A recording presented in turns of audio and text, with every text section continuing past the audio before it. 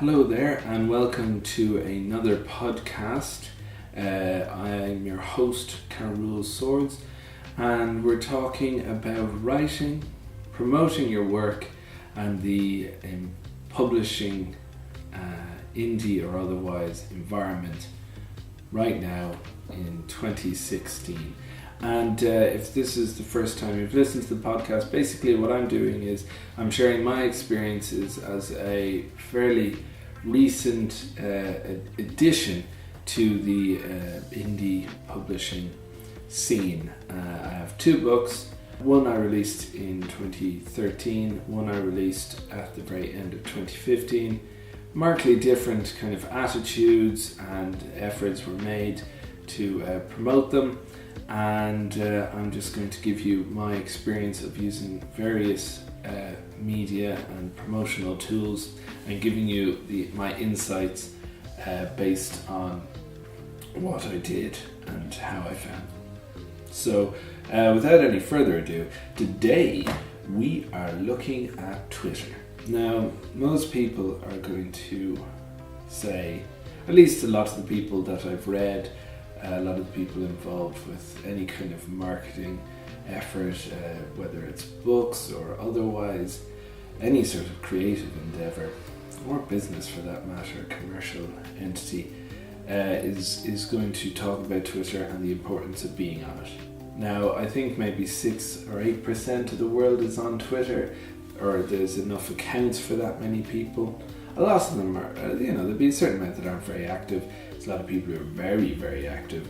And then I fall somewhere in between those. Now, as you know, I've said it before if you've listened to the podcast, I'm not a huge share bear when it comes to kind of online. Get me in a room, we could probably have a great chat. But online, I don't share a lot of myself. I stick to just sharing regarding whatever it is that I'm doing, in this case books. So I try and keep it to that. So Twitter for me has been, it's not, I've stayed largely away from it. I haven't given it that much time. I've tried a lot more in the last year or so, but I did set up an account in 2010 and I largely left it alone after that until very recently. Because I just don't want to talk about myself, but you learn that that's not necessarily what you have to do on Twitter. Not everybody is telling each other what they had for breakfast or how they feel. With that sort of proviso, I will give you a little bit of my experience into Twitter and the effect, if any, it's had on building an audience for my work. Now, I have several Twitter accounts. I have one dedicated to me as in like Carol, and then I have at least 3 other accounts. I have 4 at the moment, 3 of which are kind of mock fake accounts. One is like about fake news headlines, one is about sort of strange, odd, unusual superheroes, and one is sort of tweets throughout history. And then I have one other account which is supposed to be another author account. I'll tell you a little bit about the experience of that author account in comparison with my own, which is like in my name. I've found with Twitter that if you do not fill out the whole profile, there is no chance anyone is going to be interested in your stuff. You gotta put the pictures up, whether it's the background picture and then the profile picture. You've got to do both really. And then you've got to put some tags in. People have to be able to find you when they type in looking for Twitter accounts to follow. If you're going to have any chance of being followed or being looked at or have any interaction, you gotta have tags. So you gotta put in what it's about, and that's what I've done with all of my accounts. But I only did it recently. Before that, I was having very little response to anything I was doing. And in one case, the superhero account, which is beginning to be followed a little bit more. I had 140 tweets out there. Nobody took a blind bit of notice because I didn't have any picture. I didn't have a lot of tags, and I wasn't using it to interact with anybody. And you got to interact with people in order for Twitter to make any sense to you. Like for it to be of any use to you, you've got to interact with people.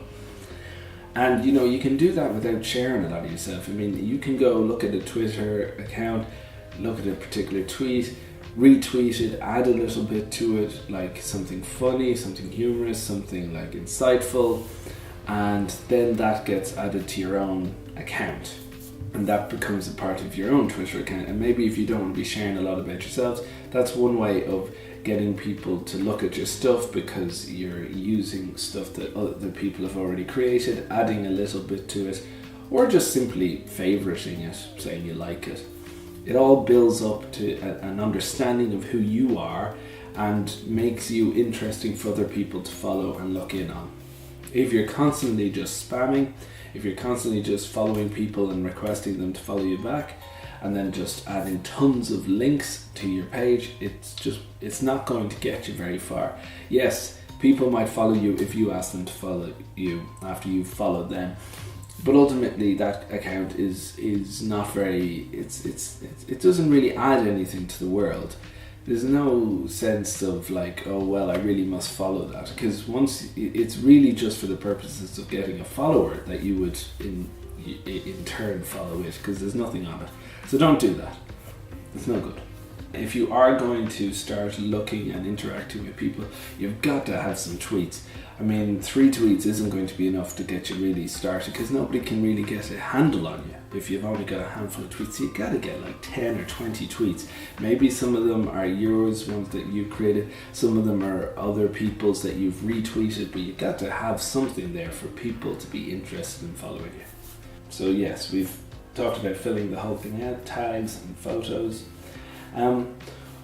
As I said just a little while ago, I do have 2 kind of authors accounts. I have one that's in my name, Cruel Swords, and then I have another one in another person's name. And this person is kind of, they're a bit of a bridge burner. They're kind of a bit loopy. They're sort of funny. They're kind of a sharp mouth, or they don't really hold anything back. They're probably more interesting to just read than my own account, because I'm always kind of having to think about what will I say and exactly what way to put it. This person, this author that I've created an account for, they don't really do that. They don't really have a sort of a filter system. They'll just kind of say whatever they want. And I was kind of using it as a way to kind of let off steam a bit about writing and getting noticed and being published. And it's been way more popular than my own. Now, I don't have a lot of followers. You check me out right now, as of this moment, I have like 45 followers on my main account. But this other person's account, it's only up like 2 weeks and it's already got like 25 followers. Now, I mean, it's not amazing. There's people there with millions of followers. But I mean, it took me 5 years of, well, very little work and almost totally ignoring the Twitter account. But in 5 years, I've only got 45 followers. With this other one, I've added 2 weeks and I've already got 25. And it's because this other account, I retweet, I look at other people's stuff, I acknowledge that other people exist, and I write funny, sort of strange, wry tweets. They're just interesting. They're probably more interesting than what I do myself, and that's, I can see the difference. And the picture isn't a picture of a person, it's just a picture of something odd. But the fact of the matter is that it has definitely been more popular than my own. But again, you've got also to think about maybe having an overarching theme or narrative to your Twitter account. Like, I mean, my superhero account, it's all about strange superheroes. Done and dusted. The people I follow are people who are interested in comics, graphic novels, superheroes, Marvel, Warner Brothers, whatever it is. They're interested in that. That's who I'm trying to target. But then I'm trying to let them know about the rest of my work by putting my website on it. By putting my website in the space where they tell you to. The strange fake news, well, I follow people who are also creating strange fake news. I follow some of the bigger people, your Jon Stewarts, your Stephen Colberts, your Chris Morris, all these kind of characters.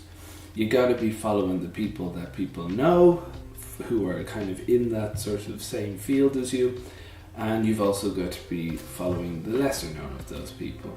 That's how you'll get followers for that. And then finally the tweets from history, similar. You know, you're looking for people who are interested in satire, in irony, in humour, and it's very specific.